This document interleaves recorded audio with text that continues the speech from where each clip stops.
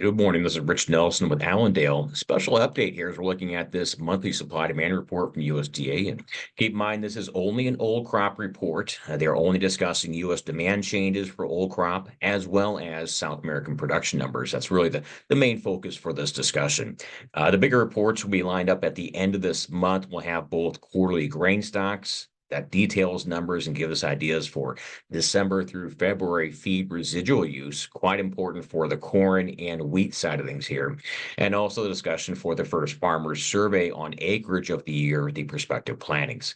And keep in mind, USDA will not put any new crop numbers on these monthly WASDE reports until May.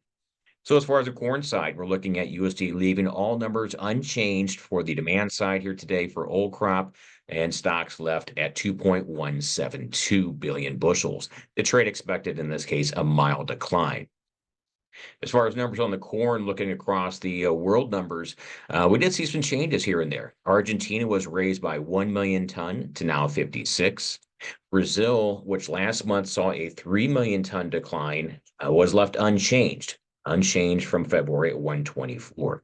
Interesting to see, we also did see some declines here for some other people. Russia's crop was lightly lowered. South America's crop was lightly lowered. Ukraine's crop was also lightly lowered in this report. We will note there's a small offset with Mexico being raised by 1 million ton here.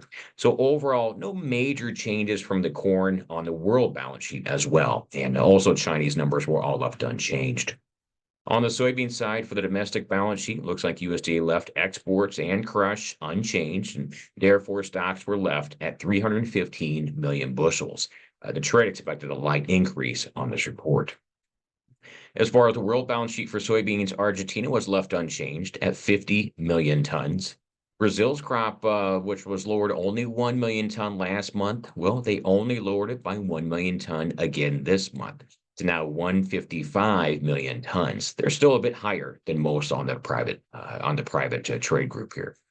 Interesting to see the Chinese corn crop numbers. So the harvest was left unchanged from last fall, but USDA sharply raised the import numbers, their view of what China will import in this October through September year that they're currently in.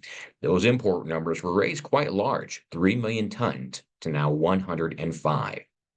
As far as the wheat side, the domestic balance sheet was, well, most numbers were left unchanged, but USDA did lower the export estimates here in this case by 15 million tons.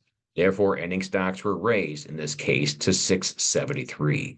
Most in the trade expected USDA to leave numbers unchanged. As far as world numbers on the wheat side, we did see a light increase for Argentina's crop. We did see a light increase for Australia's crop, a light increase also for Russia's crop as well. So as far as that goes, the trade did note a little higher production than last month on this report.